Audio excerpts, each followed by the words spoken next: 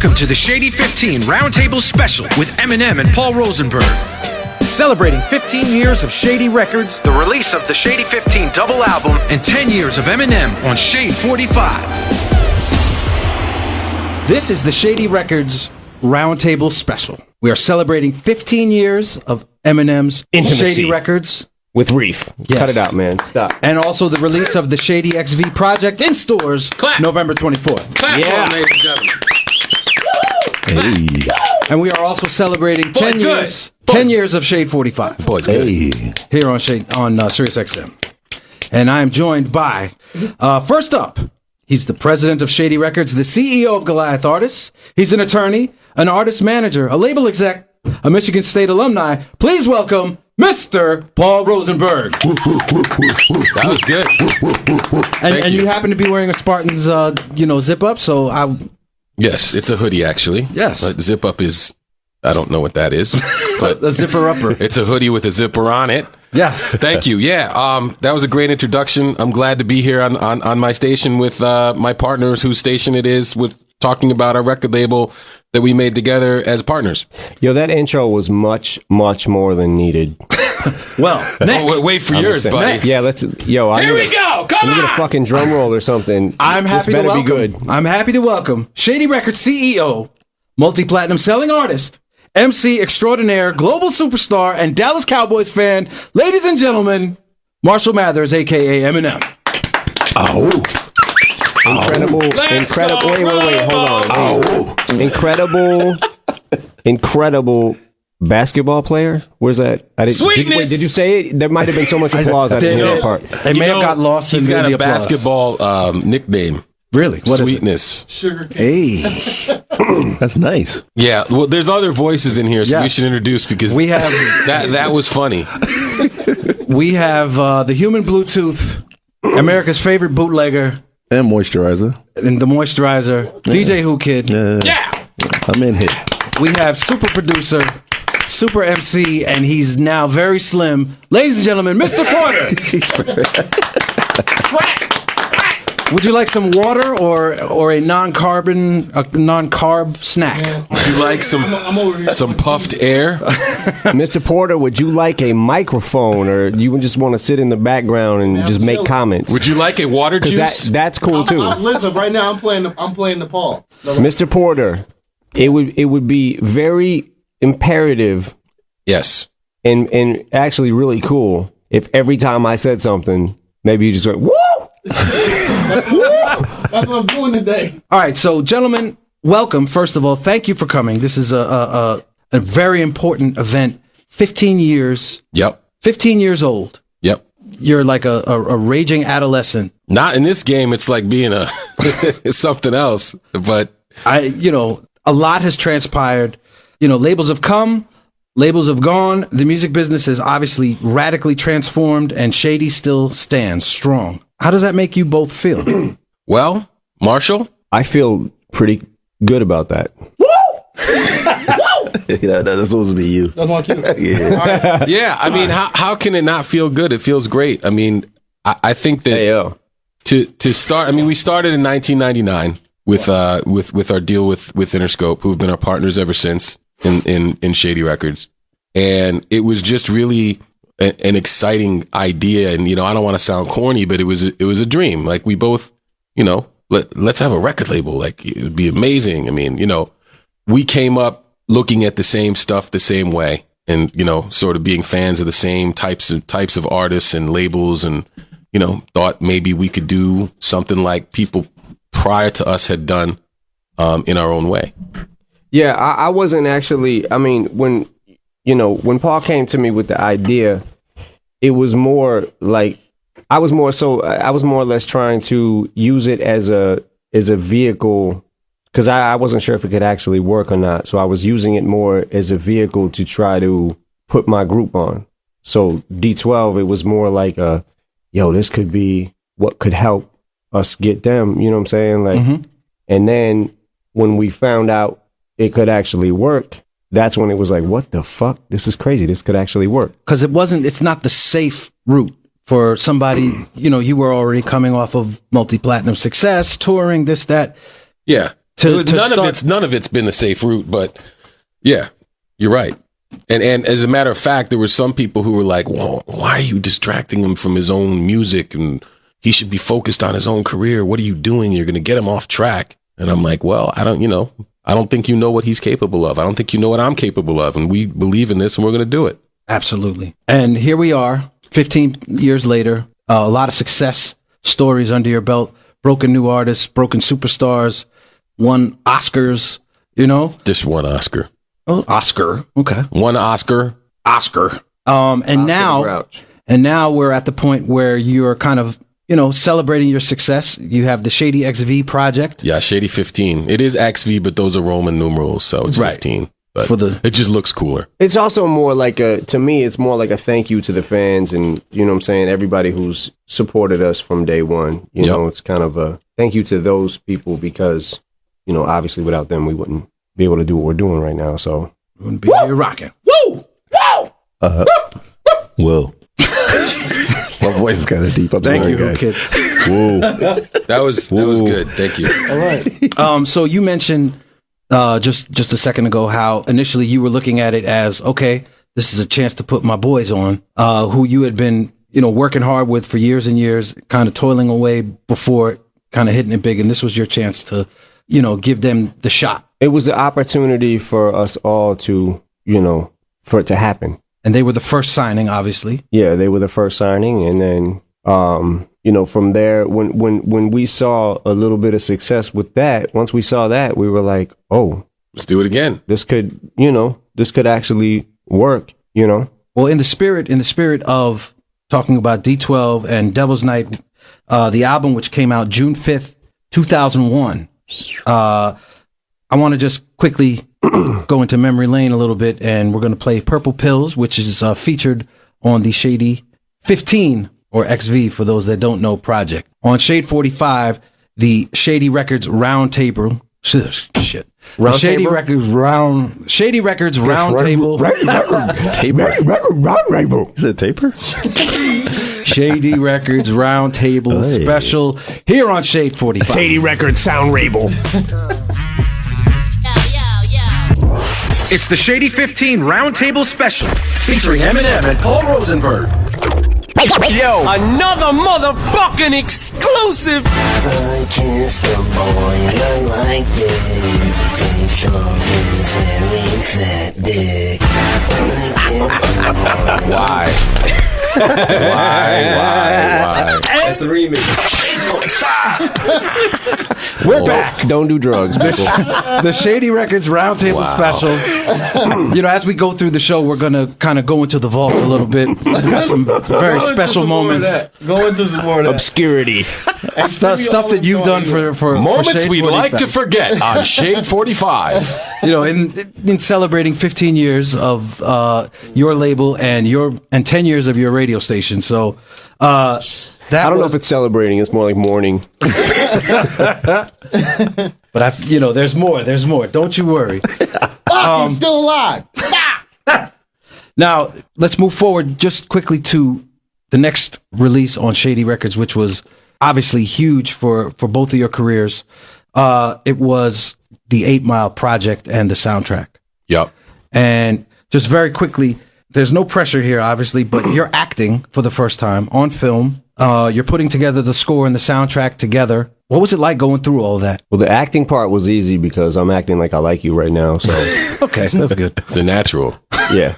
No. It was. You say no pressure. Now there's no pressure. No, but at that time, if we fucked that project up and that soundtrack up and that film up, it would not have been good, and it would have been a bad thing. So we again, we're taking risk, right, by exposing Marshall at that point of his career to something that had the potential to not work.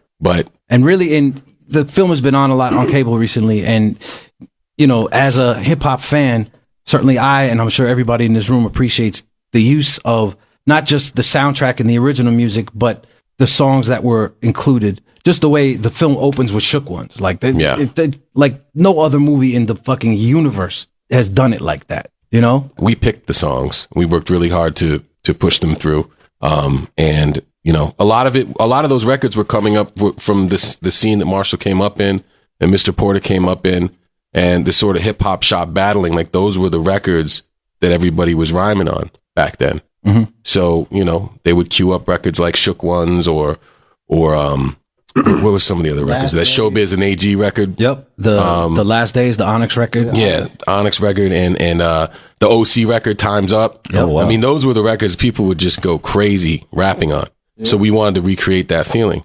And, you know, obviously stuff that Marshall liked too. And that we're not even touching on the actual original music that. No, this was all the licenses. Yeah. I mean, here we are 10 years later and battling, and the MC battle scene and the leagues and everything are bigger than they've ever been. I mean, and to the point where, you know, you guys staged the Total Slaughter. Like, did you have any inkling kind of the effect of how that culture was going to be affected? Yeah, no question. It brought it to a mainstream film going audience. And, you know, that was one of the goals of the movie, was to show the scene he came up in, which happened to be, you know, a lot of freestyling and battling.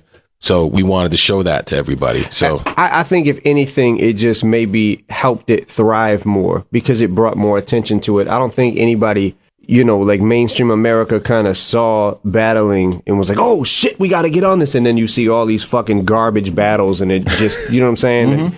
Fucking shit's in a Mountain Dew commercial or some shit. You know what I'm saying? Right. Like I don't think it did that in that regard. I think that it just helped propel the battling scene to make it even bigger and draw more attention to it. If it helped do that, I'm super proud of that because, you know, that's what I came up in and now it just feels like it's thriving more than ever. So, and you're a very avid fan of the whole scene. So absolutely, that movie showed a lot of what it looked like from our eyes too. Like when I looked at that, that's what it looked like. For me, like it was definitely nostalgic anyway. Like you can talk about like how they would battle on corners in New York and we would hear those stories. Mm-hmm. That was our story. That was like the way that movie was, like that was just the Detroit side of it. I'm pretty sure there was other people that had their sides of it. So, but that brought a whole different, I think, a different feel to it too. Like it wasn't like saying like, oh, it popped off because of that movie, but it was definitely I think it was a monumental thing just for when we came up as kids. So I was, thank you. It was a good building block, I'm giving I think, a guy for that. You know, there's many pieces to that though. Like we didn't just do something that was like, right. Oh my God, we discovered something or some shit. It just had never been documented and the drama of it had never been portrayed in such a way. Yeah, because that shit is serious. Mm-hmm. To lose a battle is like you're losing your life. You're you know what I'm saying? Like it's like, I mean, this is how we're going to make it and do something with our lives. And if you lose that, there's that threat of that actually felt like it just got taken away from me because you beat me in this battle. And now everyone knows that. And now no one's going to talk about me anymore. No one cares about me. Nobody gives a fuck. I'm going to go eat some worms. Season's over. You're out of the playoffs. Go home. Take your cleats and shoulder pads. And you ain't going on YouTube and putting something out to make yourself hot again because it didn't exist. So you lose the battle, tough luck. You're anonymous. So how bad do you want it? And do you want to work hard enough at it to... You can't lose. You can't lose. You have to just keep going up. Otherwise, your buzz and your name and everything just goes down. So, and certainly for you, you are a veteran of not only the Detroit battle scene, but you know the whole Rap Olympics experience, which you know essentially was the catalyst for you taking a giant step in your career. I would say. Yeah, I mean, certainly that was one of the things I feel like that helped. You know, even 97 Scribble Jam. Like just getting in a car and just going wherever I can be at to any type of opportunity I had to make a name for myself, I would just try to do whatever. So I think we can't discuss 8 Mile without discussing Lose Yourself. Why don't we play Lose Yourself? Yeah, let's play Lose Yourself. Come back and discuss Lose Yourself. Let's do it. Why don't we lose ourselves? Now back to the Shady 15 Roundtable Special, featuring Eminem and Paul Rosenberg. Suck it, Marshall. Nah, I'm gonna leave that alone. Marshall, sit back and suck it. Huh? Oh my God. Put your... Suck it at Marshall on Shade 45. Yo, You know, crazy. the funny part about this is Funny part about this is what's funny about that? Nothing's Is there something changed. wrong with that? Like, nothing has changed. I was about to ask, do you guys miss those times? What Sucking do you it? mean? Well, that too, maybe, but do Miss you, what times? This shit, that's an It just ongoing happened 2 joke. It's a seconds ago. running joke. It happens every you fucking kidding me? day. right, it hasn't No, went I'm away. not So what are you kidding talking you. about? It's no Miss what? expiration date, bro. It's not Right. milk. There's nothing. This is nothing new. It's an real right here, bro. ongoing unreal? joke that will 60 years old, never 80 go years away. old. Suck it. Hey, suck it. No, you suck it. This might be a weird Sit back question. and suck it. This Are might- you? Do you have a suck Take it your, question? Who take your kid? dentures out and suck it. Who kid? Who kid? Do you have a suck it question? I have a very sucky question. Who created the skit thing? Like whose idea was that? Well, skits were popular back when M's first album on Aftermath, Interscope came out. Skits were still kind of popular, and we came up in the really obsessed and still are fascinated with those early '90s records that had skits like De La's probably the classic example, but a lot of people did it back then. So I think that was the inspiration, right? Yeah, for sure. And the shit brings it brings personality to an album. That's the one thing I always felt like with artists when they do skits. It's like, okay, your songs are telling us who you are, and now you've got this skit that's kind of bringing me into that world. I want to be in that world. I want to know what if like De La Soul, whoever had a skit on their album, it made you feel like you knew them more, just because this is how they are, this is how they joke around and shit. This is how when they fuck around, this is what they do, and they got a similar sense of humor. Yeah. With me and my friends or whatever, and it was always, and it was cool. Interludes were cool because it would break shit up. It would break up, the songs and it would add this entertainment value that was, I don't know. In character, it gave the record more character. Yeah, for sure. And created characters kind of recurring too. Yep, that too. It's kind of We're going to get to that. But I want to bring us back full circle from, we were coming off Lose Yourself and, he's here. oh no. Hide your daughters or sons, I'm not sure. Hide your kids. Hide your wife. Hide your kids. Somebody's touching me. Mr. Porter. This is That's fucked up. Ken Kniff, another character. We're going to get to Ken. Okay. I want to get to 50 Cent. Yep. Ken might get to you. Oh, no. And he made his, debut on Shady Records via the 8 Mile soundtrack. But He made his major label debut, Right. sort of with us. He first had a deal with Columbia. They put out How to Rob, and he recorded an album for them that they never put out, but they put out in Europe, they put out like an EP, The Power of a Dollar EP. So technically it wasn't the first. And then after he wasn't with Columbia anymore, he released Guess Who's Back, which was the record that really got our attention. And I want to talk about that because this was the superstar that Yeah. you signed to the label. No question. And Before him, there was not one like him, and there never will be again. ever. Nope. Just kind of take us back a little bit, just in that period of time when he was on the radar and the decision process and how things kind of transpired in signing him and so forth. Briefly, if you can. Well, I remember at one point, I don't remember where we were. Maybe I told this story before, but we were somewhere doing a show or something, and I remember DJ Head, our old DJ, he had Life's on the Line. He had the Life's on the Line record and played it, and I think that was before everything happened with 50. Yeah. Yeah. That was isn't that from Power of a Dollar? Yeah, it is. Yeah. So That from was the first Columbia record. days. I think that was the first record that I had heard Before from. How to Rob? Yeah. Yeah, because you like that beat. You used to rap on that beat. Which one? The Murder. Yeah, that one. Life's I on the thought- Line. Yeah. No, I thought you were talking about the other one. No, that was, I think, the first record, and I was like, that was the first one I remember hearing, and I was like, holy shit, this dude is fucking dangerous. And Little did you know. yeah, nah, he was like on some MC shit. Was like, yo, he's a fucking threat. Like, he's a lyrical threat. Like, and it was the way he was saying this shit, and he just made you believe it.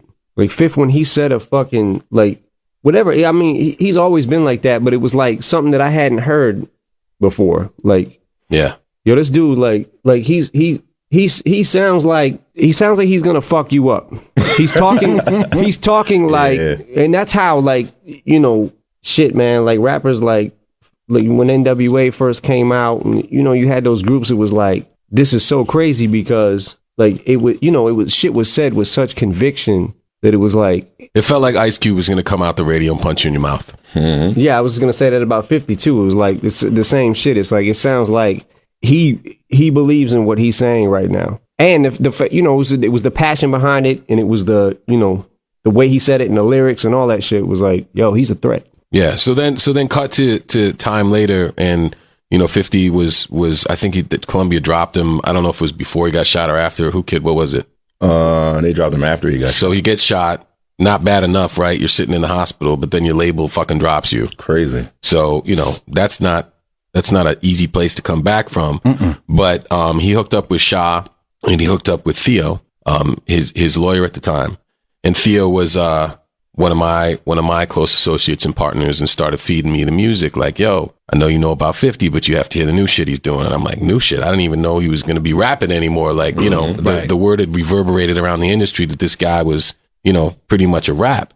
So I was checking it out, and I was like, whoa, this is pretty crazy. I'm going to let Marshall hear it. Marshall we were still filming 8 Mile at the time. Mm-hmm. And he was filming the movie. I was riding around bumping that shit more than anything I was recording myself. Right. So you were filming the movie, you were recording the music for the movie, and finishing the finishing touches on your album, your solo album too, at the same time. The Eminem show. Oh yeah. So he you know, it was crazy. And once we finished filming the movie and Marshall had a second to focus on the music, that's when we got serious about it.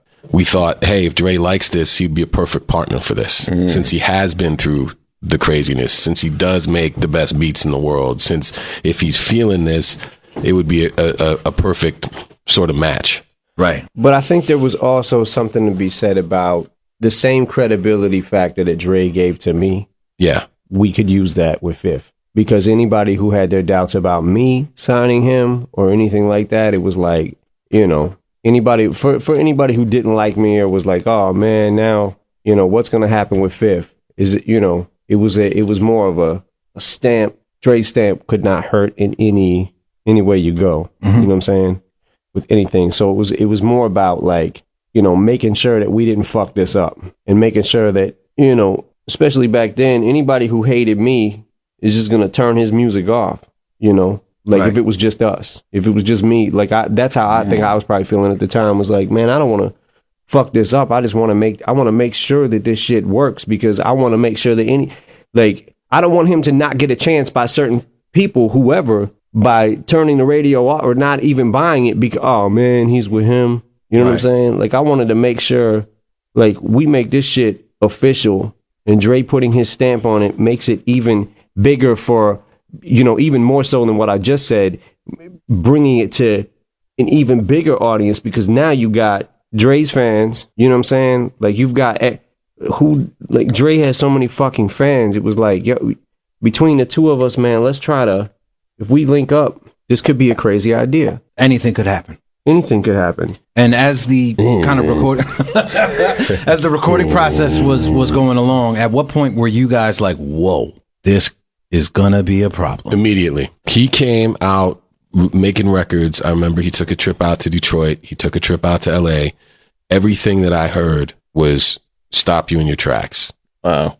Crazy. He could not miss. Which all made Get Rich. I'm assuming. Yeah, right? Well, yeah, of course. We were fighting to see what wasn't going to make the album, because there were so many good records. Yeah, they're in hindsight. I mean, every record, every song on that Get Rich or Die Trying is probably fucking incredible and top notch. And I think that was one. You know, in hindsight, it probably was too many songs, but there was nothing we could get rid of. Like I think I don't know if we kept everything, but I remember just thinking like, fuck, what can we get rid of? There's like 20 records on there, even with the bonus cuts. You can't even get rid of anything. And then it's like, what if you get that one song you do get rid of, that could have been somebody's favorite song? Because the shit that he was recording at that time was like fucking nothing I had heard like it at that point in time. Right. Like, it was so new sounding and so fucking you know, it was everything, man. It was dangerous. It was like I knew Fifth would get the respect from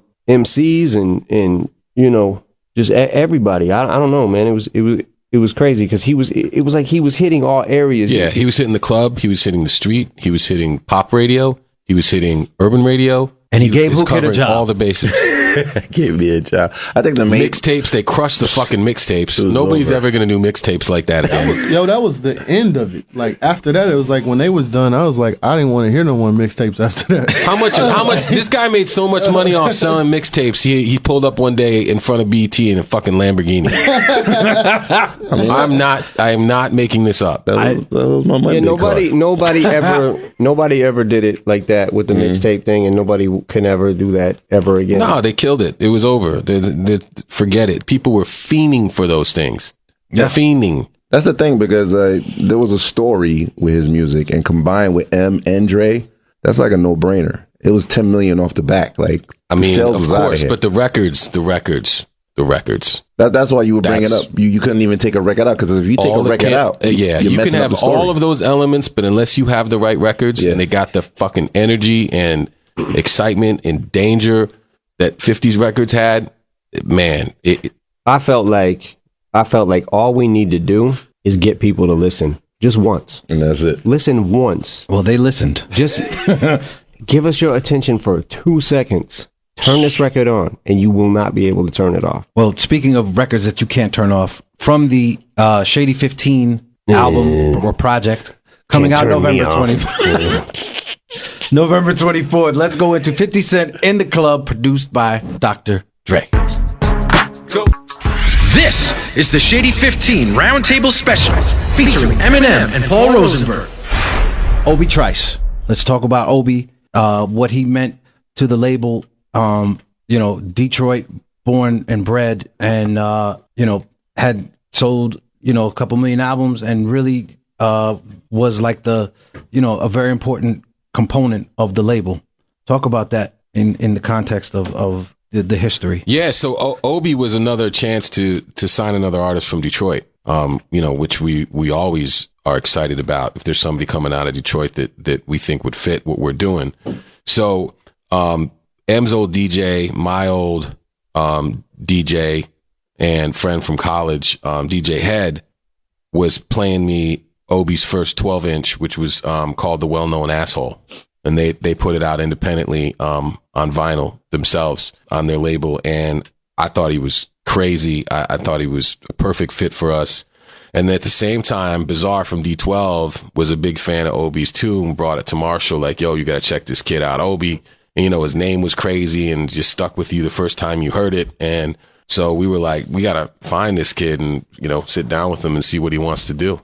Yo, I think Obi rapped from me. Yeah, I think Bizarre may have brought him by to rap for him. Yeah, I think he brought him by the studio to rap from me, and just hearing him rap a cappella was like, oh shit. And it was something about, you know, content, skill, and there was something about Obi's delivery that was, his voice was so strong. It was like, you know, it would fucking cut you. So it was like, it was a combination of that, and then Obi being, He was a new cat, but didn't sound like a new cat.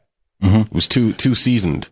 yeah, super seasoned and like, you know, super confident, likable, you know, kind of Great a storyteller too.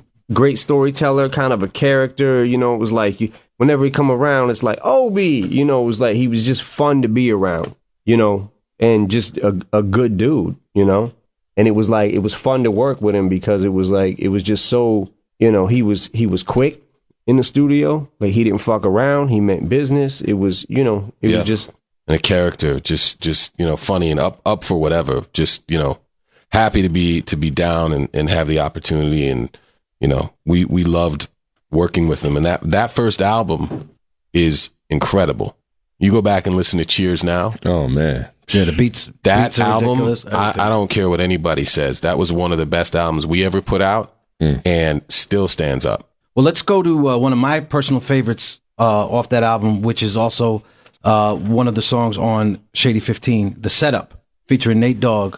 Like, it was just ridiculous. The Dre beat, just everything, just kinda, that's a classic Dre beat in my book. absolutely. Yeah. Dre had a couple classics on that album for real. Let's get into it. The Shady Records Roundtable. R.I.P. Nate special. Dogg. R.I.P. Nate Dogg. Absolutely. Bitch, I see. Here's more with Eminem and Paul Rosenberg on the Shady 15 Roundtable Special. I'm a man eater. Oh, here I come. My Johnny boy, I'll fill you up.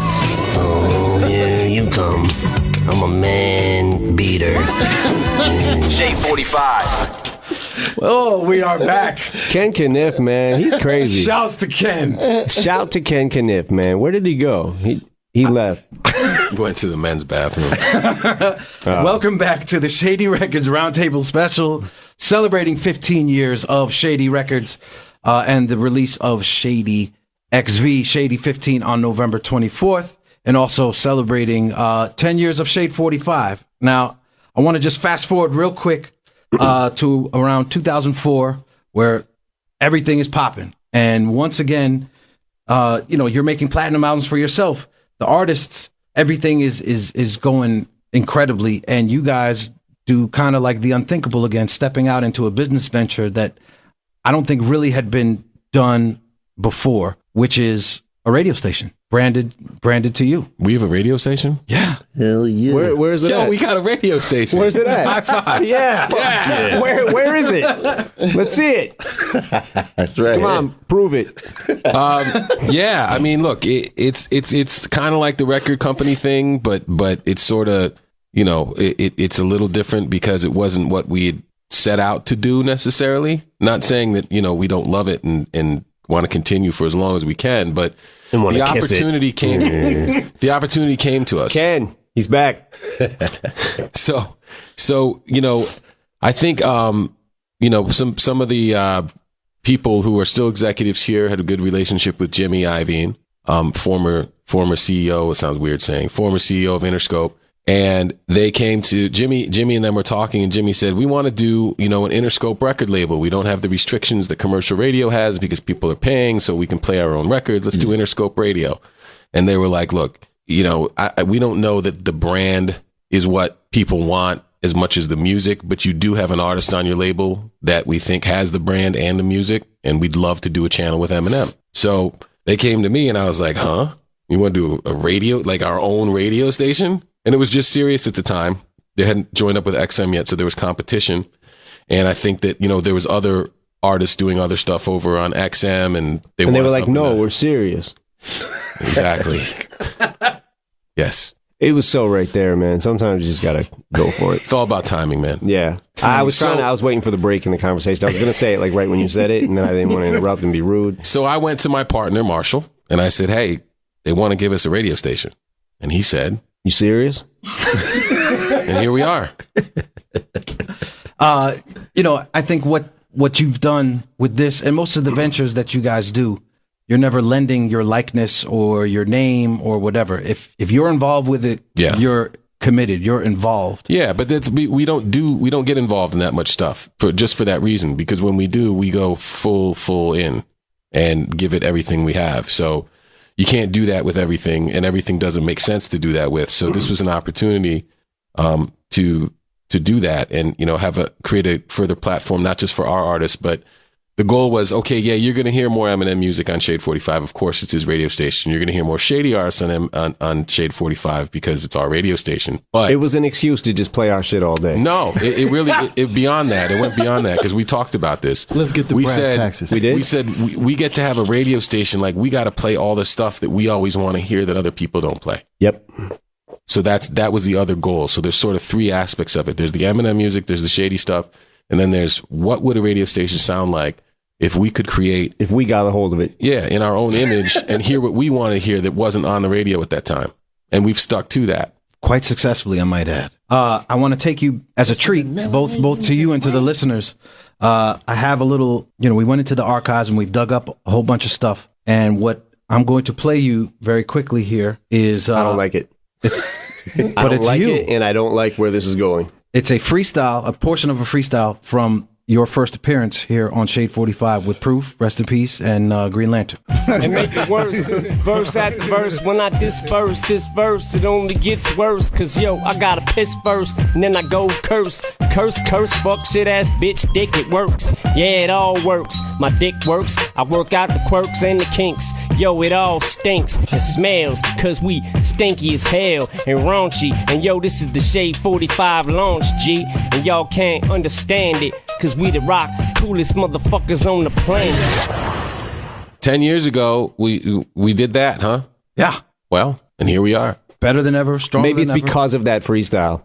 Could be because of that. It very well could be. Yeah. We got carpet in our studio that's 10 years old. I think it might be older. It smells like if the hot carpet- dog water and feet. I can't tell you how many bad sexual things may have happened. The DNA on that carpet. I've heard stories. I mean, you hear it. You go back and like listen to. I was listening to Jude and Sear the other day, and they're playing like highlights of some of the stuff that happened on the show. And they're like, "Oh, well, I'm going to imitate Jude. We got this chick's going to come on the air and give us blowjobs, and she's going to read shit. She's going to read shit off a map and like try and read a map while giving us a blowjob." Like Rude Jude's here, ladies and gentlemen. He's in the building. that happened in our studio. That's incredible. On the same carpet that's there 10 years later. Damn. That carpet could talk. I think that carpet might get up and walk. I mean, If the carpet could talk, it would probably get up and walk. There's Eminem, 2000. Well, that's more like 97. Eminem. Oh my God. It's the mature thing to do. it is. You know, we haven't changed. Hey, let's play some records. All right. We're going to move forward on Shady XV. I want to move up 15. kind of into the more present Shady Records with Yellow Wolf. And I'm going to play Yellow Wolf, Let's Roll, featuring Kid Rock. And we will be back on the Shady Records Roundtable Special. It's the Shady 15 Roundtable Special, featuring Eminem and Paul Rosenberg. Hey yo, this is Slim Shady. Shade 45 is my radio station. Shade 45 is the way to go. Shade 45 is our radio station. Shade 45 cause I said so. Man, when do you record all The of this greatest shit is It's not I've never remembering. heard. The greatest shit is not remembering. That one wasn't that old. No, but I'm That one saying, like, I'm listening to the radio sometimes. I'll listen to Shade 45. When That's I'm in the the car, first I'm like, one- when did you do all this shit? That's the first one I remember. It's like- That's the first one I remember. And we were just listening to Yellow Wolf, Let's Roll, featuring Kid Rock. Yes. And let's talk about Yellow Wolf. And, you know, he represents the new wave of artists on Shady Records. And kind of, you know, both of your guys' thought process on what made you feel like this guy fits for us. So I can't remember exactly how we had heard that Wolf was available and looking for a new situation, but I think the first thing that we saw and heard was from his newer stuff was Pop the Trunk, and he had released it independently and put a video out, and that really caught our attention. And I started talking to Marshall about it, and one of Marshall's friends actually, I think, was talking to him about Yellow Wolf at the same time. So we were both, you know, finding our own path towards, you know, being interested in seeing if this would be a good fit for us. Yeah, I think the first record was Pop the Trunk that I heard. And I don't know, I feel like Yellow Wolf there's nobody like him. There was nobody like him when I first heard him, and there's still not anybody like him. Like, he's kind of got his own lane, it feels like.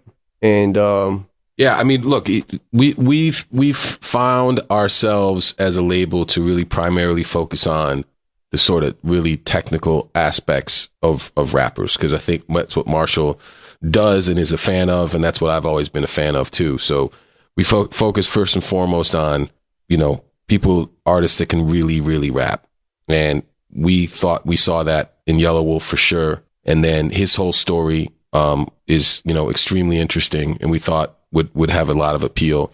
And we had never really worked with too much stuff from the South. I mean, we had worked with Stat previously and Creek, but for one reason or another, it didn't work out. So here was another opportunity to do something from a different region that we thought would have a matching sort of aesthetic with our brand, which was, you know, an important aspect of signing any artist to our label. You mentioned something very important, which kind of relates to our next topic. the technical aspects of, you know, the art of emceeing. Wait, And Jim Johnson, actually, that was you were talking about, a friend told me about. Yeah, well, I had given the music to your buddy that doesn't work in the music industry. Okay. And he was talking to you about him. And then Jim came in the studio. You were working on stuff for Recovery, right? With Jim. Yeah. So Jim Johnson showed me the Yellow Wolf video, and that was the first time I got to see an image too. You know, like you get to see a visual with the song. You know, it's also with Wolf. It's also, you know, lyrical content, and can somebody go? Like, can they? You know, that's to me, that's like Paul was saying, that's what we always focus on first. It's like, can somebody really, can they spit? And I don't even know if you can say spit anymore, but whatever, I say it. Man. You know, that's absolutely, to me, the most important thing, you know, to Paul too, is like, you know, and then we kind of, it's exciting to work with when you find somebody who's unique. They can rap, they've got content, they're about something, you know, and then it's, okay, now what can we do to try to help this, you know? Right. Now, you mentioned, you know, MCs that really can rap, the technical aspects of the, you know, the art. And I think you can't go any further without mentioning Slaughterhouse, for guys that can really rap and that are indicative of the art of MCing. And, you know, they are featured on the Shady 15 project. Yeah. From the song Hammer Dance from the Welcome to Our House on Shady Records. And I think it speaks for itself in terms of their abilities as individuals and a group coming together like Voltron kind of. Yeah, it's Slaughterhouse is it's a unique situation because it's 4 top tier MCs to me that they're like fucking top notch, you know. They're incredibly strong soloists, you know, that can stand on their own. That can stand on their own anywhere. So, I mean, with anybody. So it's like them being really, they're solo artists. So them to come together and form a group, it's like, to me, it's like a fucking super group, because it's like you've got four of some of the best rappers in the world, to me, coming together as one group. I mean, I don't know. That's a pretty fucking strong group, you know? Totally. So let's go into Hammer Dance here on the Shady Records Roundtable Special here on Shade 45. Now back to the Shady 15 Roundtable Special featuring Eminem and Paul Rosenberg. Happy 10-year anniversary, Shade 45. Happy birthday to all of us except who, kid? Yeah. Oh man. Yo, I didn't even know that was me at first. It's been 10 years, like, so quick, right? Well, yeah, 10 years it seems very quick, but we'd known you prior to that, right? So probably 13 years we've known you now. Yeah, Who Kid's been stealing my music for well, we need to well over a decade. No. But 15 years, with the way hip hop is now, you guys always been like number one with being lyrical. It's kind of risky. You mean in terms of what we were focused on? Yeah, no, to take the risk of always being lyrical, but not. We try to be lyrical, miracle, spiritual individuals. Hey. Yeah, but think about it, right? I mean, I don't, you know, Marshall, you don't have to say any of this because this is how I feel, but I still think that the most popular rappers are the rappers who are the best rappers. Okay. So that's never changed. So the one hit wonders or the guys that survived from one hits and they just like still lingering. I mean, some of them can rap, but you look at a guy like Jay-Z, right? A lot of people argue he's the best rapper of all time. You look at a guy like Eminem. Some people argue he's the best rapper of all time. You got guys like Drake. You got guys like Kendrick. You got guys like Lil Wayne. All those dudes can rap really fucking well. So I think our focus was always on point. Enough said. Absolutely. It's hard to get into your label, huh? There's a lot of whack rappers out there. Well, you know what it is? It's not that it's hard to get into our label. We've always wanted to be boutique. We never wanted to be a big label. Yeah. And it more so to the point of it is both Marshall and myself are so hands-on with our projects that we don't have time to do that many of them. So the cycle usually works like this. M will do one of his records, and then he'll take a couple of years and work on stuff on the label and go back to one of his own records. So those couple of years, we got to be able to get everything done. And the last time we did it, we put out Yellow Wolf, Slaughterhouse, and Bad Meets Evil. So this time we're putting out the Shady 15 project. We got the Yellow Wolf album coming out early next year, followed by a Slaughterhouse album.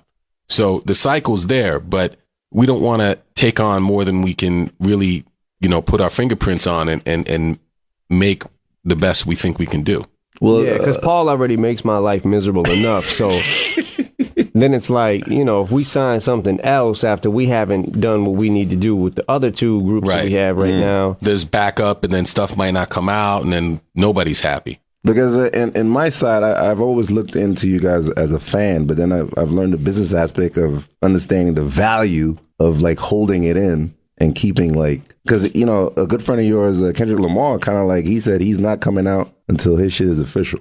Right. So he said he learned by We all learned that from Dre, though, to be honest with you. Oh, okay. Because Dre, more so than anybody, time doesn't exist for Dr. Dre. And when I say that, I mean, you got to put your album out, from the fourth quarter so you can get Christmas sales. He doesn't care. You got to put your album out this time because such and such is going to happen and the world's going to catch fire. He doesn't care about anything except making sure the music's right. Okay. So we learned that from him. Nothing else matters because you put the shit out because of some external pressure and it's not ready. You ain't going to have another shot to put it out. So you got to make sure everything's right. That's the most important thing. What we've learned to do, though, is we've learned to say, okay, we need to give ourselves a lot of time because we know how long it's going to take.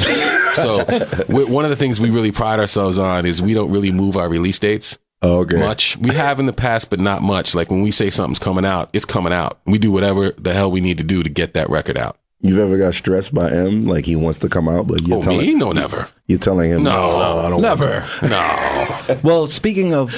He's telling the truth.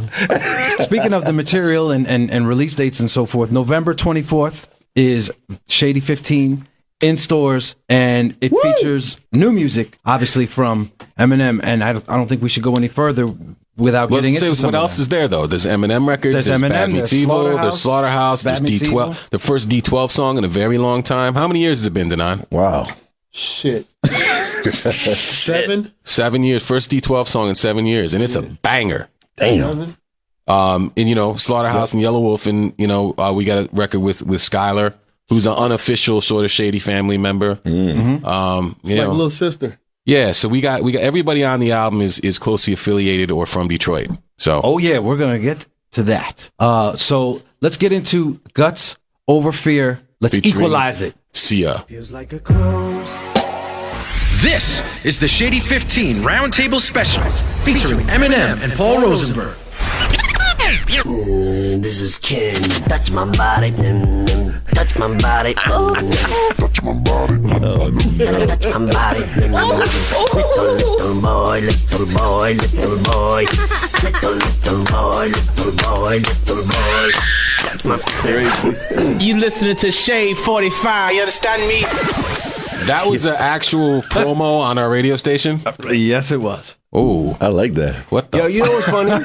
Yo, when how many years ago was that? Like 5 years, 6 years ago? That? When I did, I don't know when that was. That's about 9 years ago. There was a bunch of them though. Yeah. That I did. Where are those at? We got all of it. We got all of it. I wanted to kind of, this is a little trip through memory lane of what is it? Memory lane. Memory lane.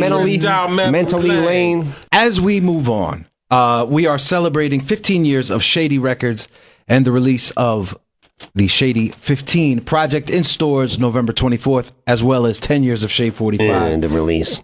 I am here with Marshall and Paul. Yes. Two swell guys. And I want to clarify something. Yes. It's a double disc if we're talking about the physical CD. Verify and clarify. Speak on it. Speak on it. Okay. It's what I was doing.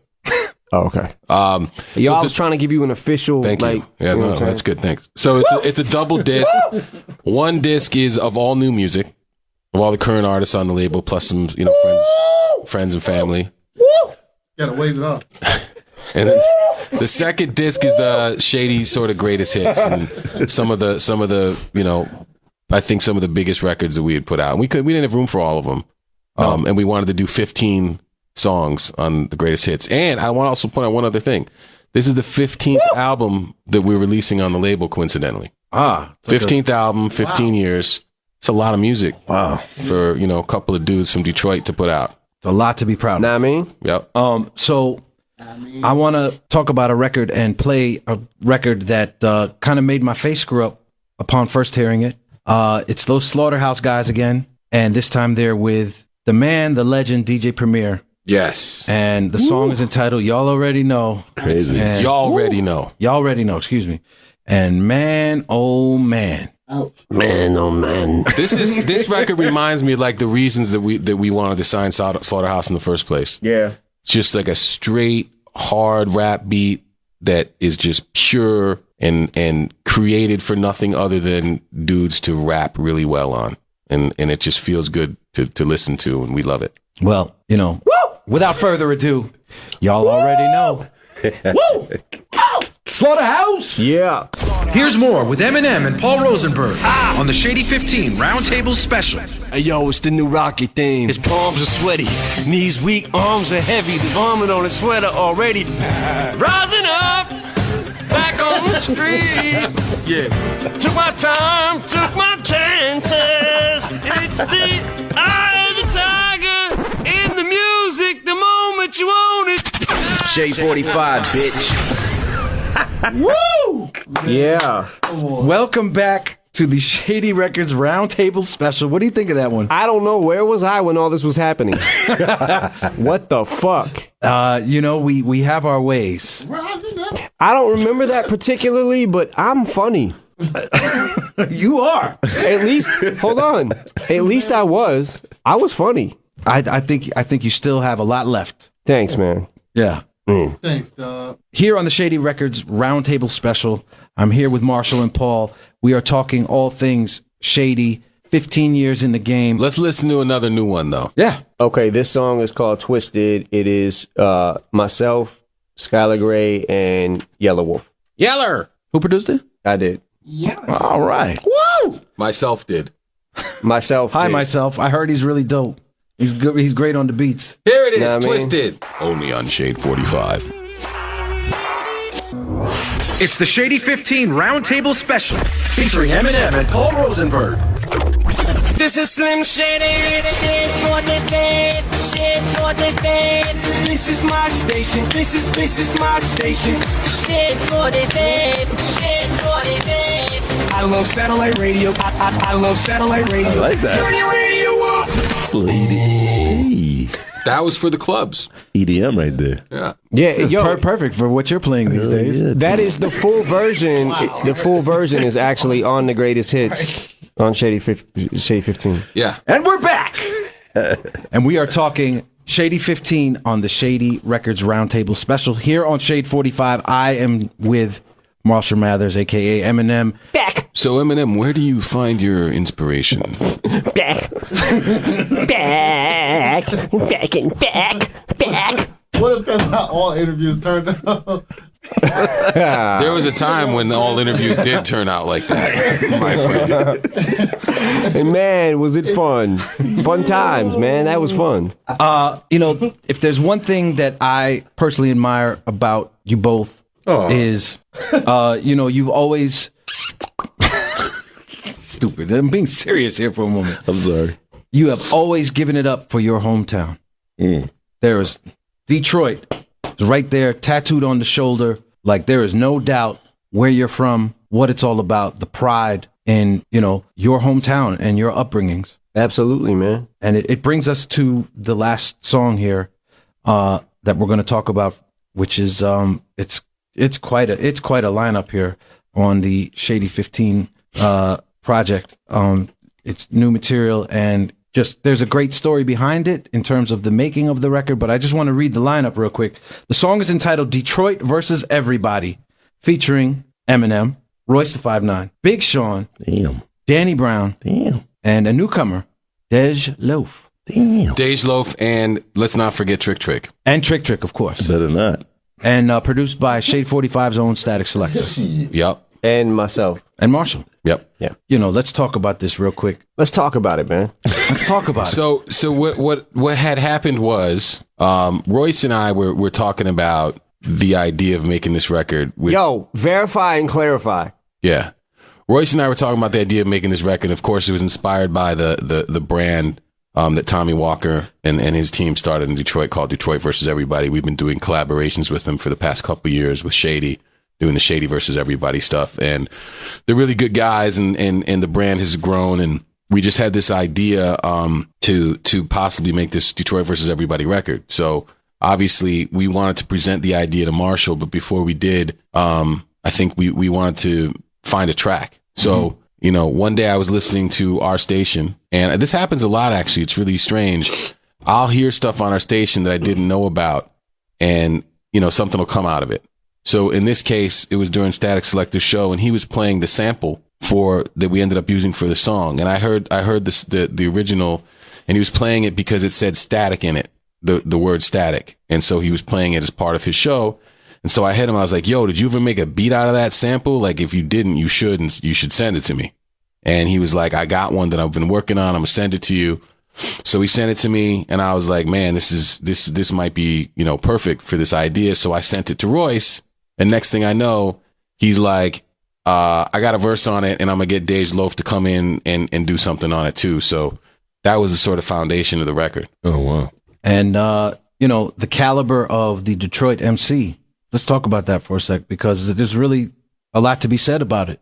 Yeah, I mean, M's not going to say it, but I'll say it. I think that when you hear that a rapper's from Detroit, there's certain things that you know are going to come along with it, right? Mm-hmm. You know they're going to be hard. Mm-hmm. You know that they're going to be able to rap.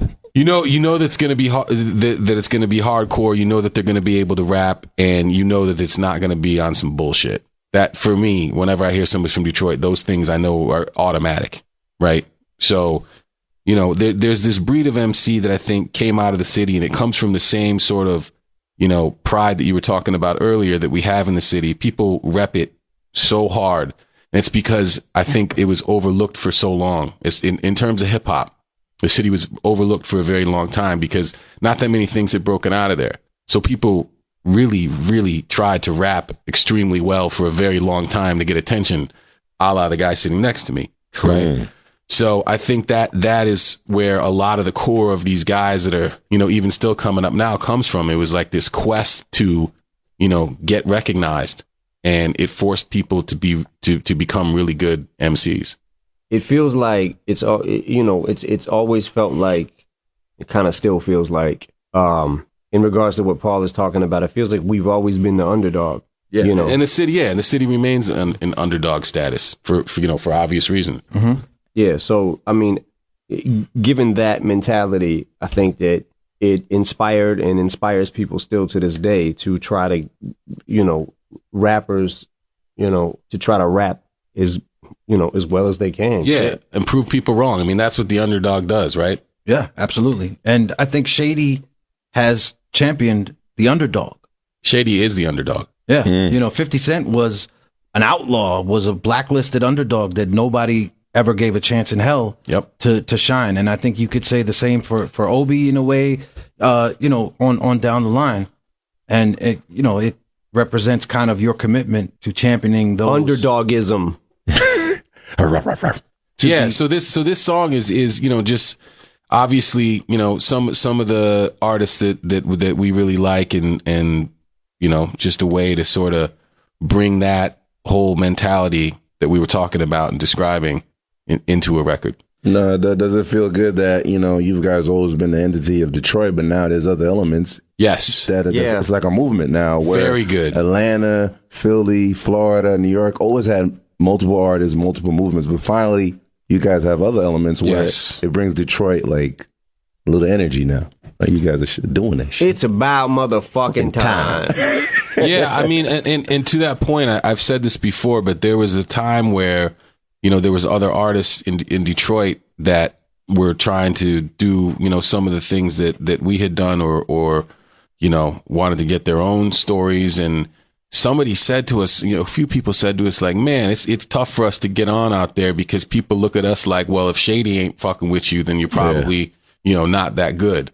And we never wanted that. Like that's not what we set out to do. So for us to see people making their own way, doing their own stories, I think is a great thing. And so you see, a guy like Big Sean, and you see somebody like Danny Brown, you see Dej Loaf, all doing their own things their way.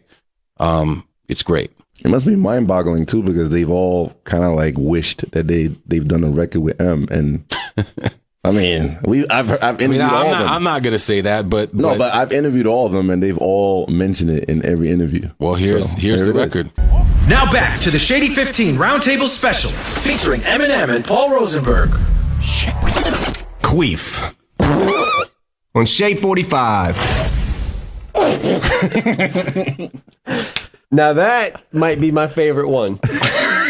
That was a good one. That was, thank God for satellite radio, man. Because genius things like that would never be able to be heard on a radio station. Nationwide. Yeah. Worldwide. And it's something to be proud of. You know what I'm saying? Like, I don't know, man. It feels, it's bringing a tear to my eye right now. Just one word, queef, can just do all that. Right. It's amazing. It's fucked up. Those are tears of joy, my friend. That your name rhymes with Don't that. get it twisted. This is not some soft shit. Yo, you might have been the inspiration for Queef. Tears of joy. I think Because I might have been thinking of your name and trying to think of things to rhyme with it. Queef the streets.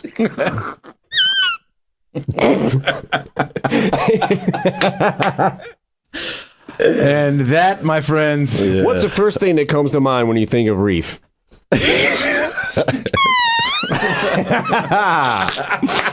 Oh, this is good, clean fun for the whole family. Absolutely. And hey, congrats to you, my friend, Reef, for being with us here since the beginning. I really 10 appreciate years it. of putting up with this bullshit. I'll never forget the meeting I had with you in your office on a Sunday at Shady Records when you said to me, "Come down, we need to talk about something." I'm like, okay, And he said, "Let's talk about talking." No, the first thing you said was, "We have a radio station." I'm like, "What? What are you talking about?" Yeah, and boy, was I right. Oh yeah. 10 years later, we are here. We're here. Yeah, and I just want to apologize to everyone out there for this, for the 10 years of radio, for all of it, and the 15 years for this whole radio station thing, torturing people. All right. Hey, here's to another 10. Absolutely. Wow. Shady 15. And here's to another 10. Shady 15 in stores November 24th. And to another 15, gentlemen. Thank you, sir. This has been the Shady 15 Roundtable Special. This program is available on SiriusXM On Demand and the SiriusXM app. Thanks for listening.